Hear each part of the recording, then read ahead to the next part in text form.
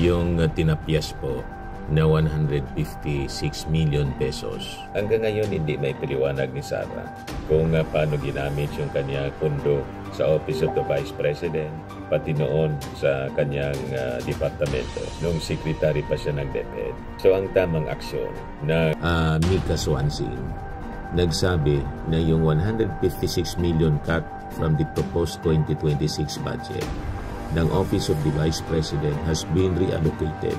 Na mag-absent po kasi ayaw niyang matanong. Kung ayaw niyang matanong, di wag. Pero wala kang pondo. Yung pondong hinihingi mo, kailangan. So paliwanag ni Swansing na yung rechanneled amount will augment the DOH medical assistance to indigent and financially incapacitated patients under the 6.7 Nagpapagang mga balita at pagtalakay sa mga isyu ng lipunan. Bulsa! Opinyon, banat at paglalantad sa katotohanan. Bulsa! What you see is what you get. You decide.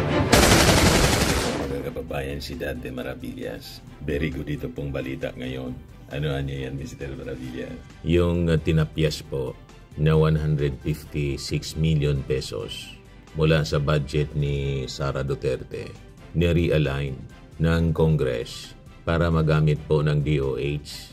Di ba? Very good baga. Sa Senado gusto pang dagdagan ni Bungo mula sa kanyang budget si Sara Duterte. Nawala na talaga yung Senado sa tamang pag-iisip po. Ito yung nasa tamang pag-iisip, yung Congress. Hanggang ngayon hindi may paliwanag ni Sara kung paano ginamit yung kanyang pondo sa Office of the Vice President, pati noon sa kanyang departamento nung secretary pa siya ng DepEd. So ang tamang aksyon na Congress ay dapat talaga bawasan, dapat nga zero budget. Kasi paano mo bibigyan ng budget ang isang departamento ayaw magpaliwanag ng maayos kung paano ginagamit ang pondo ng bayan. Di ba po, mga kababayan?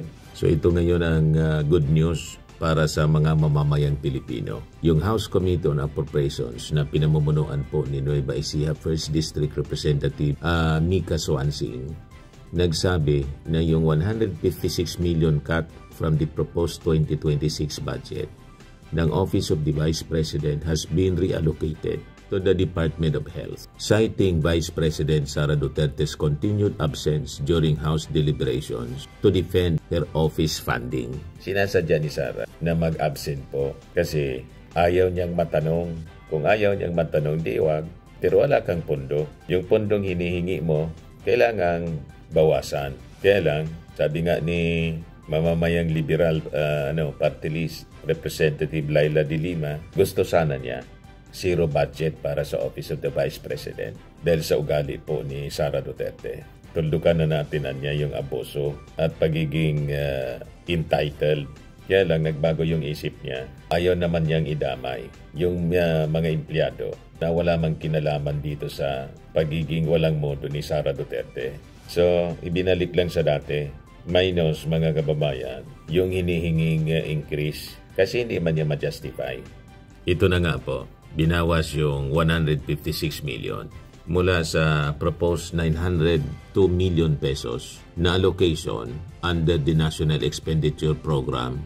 Nireduce ito mga kababayan to 746 million pesos.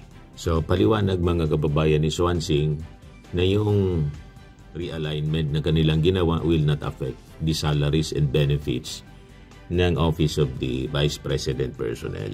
Kasi unang-una, yung mga programa po ng Office of the Vice President, duplication ng other offices ng ating gobyerno. In words, walang proper accounting. Sige, pero planting niya, no? Tree planting ni Sara Duterte. Hindi man yan yung mandato ng Vice Presidente. Masabi na nagtatrabaho, may ginagawa. Ano man yun ang tree planting? Trabaho ng DENR. Gusto lang niyang gawin kasi para may masabi na nagtatrabaho siya after maglakwat siya sa iba-ibang bansa para sa maisog rally. Diba po? Tapos pagbalik dito sa ating bansa, walang tigil sa paninira sa ating Pangulo. Pati sa ibang bansa po, walang bukang bibig si PBBM, si Martin Romualdez. Galit na galit, hindi man inaano. So paliwanag ni Swansing na yung rechanneled amount will augment the DOH medical assistance to indigent and financially incapacitated patients under the 6.7 trillion pesos na GAA bill na inapprove na po ng Congress on third and final reading last week. So sabi ni Swansing, the budget for financial assistance should be lodged in the different agencies like DSWD, DOH, or DOLE. So yun po yung ginawa natin. Binatak po natin yun at lahat po yun napunta po sa MAIF-IP o itong medical assistance to indigent and financially incapacitated patients. Pangalawa po na kondisyon ko na kung makakaltasan man ang OBP, kailangan po yung pondo na matitira sa Office of the Vice President sapat para may pagpatuloy nila na magampanan ang mandato ng opisina. And with that po, even with the reduction, tumaas pa rin po yung kanilang supplies expense, tumaas pa rin po yung kanilang rent expense, yung operational expense nila, tumaas pa rin po, sabi ni Mika Swansing. So tingin natin, it's fair. Hindi man dapat madamay po yung mga empleyado sa mga ginagawang kabuktutan po ni Sara. So binigyan pa rin po ng just enough fund. Mas mataas pa rin ang konti pala kaysa doon sa budget ni dating Vice President Leni Robredo. So walang dahilan para magreklamo si Sara Duterte sa kayo mga supporters niya. Ang lahat ng ito na mga nangyayari sa kanya dahil sa sarili niyang kagagawan. Ayaw niyang magpaliwanag, binabastos niya yung Congress. Tama lang na bawasan yung kanyang pondo kasi hindi man po ma-justify. Yung ganitong masamang pag-ugali ng isang public official po, dapat hindi kinukonsinti talaga. Dapat dinidisiplina ang tulad po ni Sara Duterte na napakawalang modo. Kasi pag kinonsinti po siya ng Congress, magiging bad president siya sa iba pang mga susunod na opisyal. Magiging normal na po ang pagiging salaula. Di ba po? Sabi ni Cecil Pistaño, tama lang po yan. Ang dami-daming Pinoy na hindi makapagpagamot dahil sa hirap ng buhay. Sabi ni Ronnie Quinones, good decision. Mapapakinabangan ng taong bayan yan kaysa los tayo ni Sayad. Sabi ni Adel Kidato Coros, wow, very good decision po. Maraming nangangailangan na Pilipino maka-avail ng MAIPIS. Sabi ni Roberto Flores, okay lang. It is the Congress right to do that. But to realign the cuts to other agencies who are not even asking for it because they have already provided so much and enough under their programs is not necessary. My unsolicited advice is to use all the reduction to NEP to pay the foreign debts or reduce the projected foreign loans to fund current programs. Sabi ni Christian Gonzalez, so how has the reallocated millions of pesos helped the Filipinos? Itutulong nga po sa mga pangangailangan ng mga pasyente. Sa DOH po, ilalagay yung pondo for medical assistance. Ang daming nangangailangan ng medical assistance. Si Sara Duterte kasi gusto rin na magkaroon ng medical assistance. In duplication po ng DOH. PCSO, nagbibigay ng medical assistance. So idagdag na lang doon sa pondo ng DOH po. At yung DOH, align sa kanilang mandato. Yung Office of the Vice President, wala mang ganong mandato. At ang punto rito, hindi man niya maipaliwanag yung pondo na binibigay ng gobyerno, ng Kongreso sa kanya, kung paano ginamit. At she refused to explain. Yan ang problema kay Sara. Ang trato niya sa pondo ng gobyerno, pribadong pondo sa kanya, hindi man po maaari ang ganon. Sabi ni Hermes Ibanez, too kind, zero budget is just right. Sabi ni Oscar Tambubong, dapat iparehas kay BP Leni budget niya nang malaman kung saan ang galing ng BP ng Davao sa BP ng Bicol na pinagkaitan ng tatay niya noon pero nagawa pa rin tungkulin ng maayos. Ipakita mo BP, Sara, ang galing mo.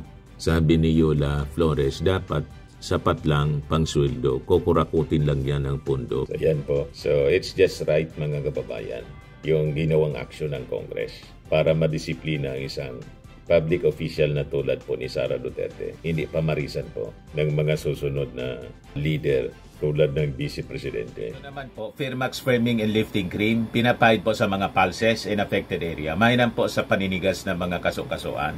Ito naman po, Automax Radiant Serum. Sa mukha naman yung application. Anti-aging po siya. You will look 10 years younger than your age. Sa mga cancer patients naman po, baka lang gusto ninyo itong itry. Neng siya red mixed fruit drink. Hindi mo po siya gamot, food supplement siya. Kaya lang, gawa siya mga kababayan sa goji berry. Yung goji berry may anti-cancer properties. O ngayon, yung mga inquiries ninyo, dumiritso na lang kayo sa aming messenger sa Facebook para masagot namin agad. Ayos pa? Ayos na ayos niya, Mr. Maravilla. Sa mga naghanap po ng malinis and spacious fitness gym, pumunta lang po kayo sa aming Colossal Fitness Gym. May Grab car rental din po kami. But anyway, ito po pala yung aming bagong product na binibenta online. I am worldwide amazing pure organic barley powdered drink mix from Australia. Negosyo to ng aking anak na architect entrepreneur Riz Maravillas. Ayan po. Kontakin na lang po ninyo siya, Riz Maravillas on Facebook. Ang mga health benefits niya, boost immunity, improves digestion, enhance energy levels, pack with antioxidants, prevent cancer. Ito naman po yung bago naming product na binibenta online. Eye Glow Serum, whitening po siya. Tingnan ninyo yung epekto sa aking anak na architect before and now. Yung mga inquiries po ninyo, dumiretso na lang kayo sa kanyang Facebook account, Riz Maravillas.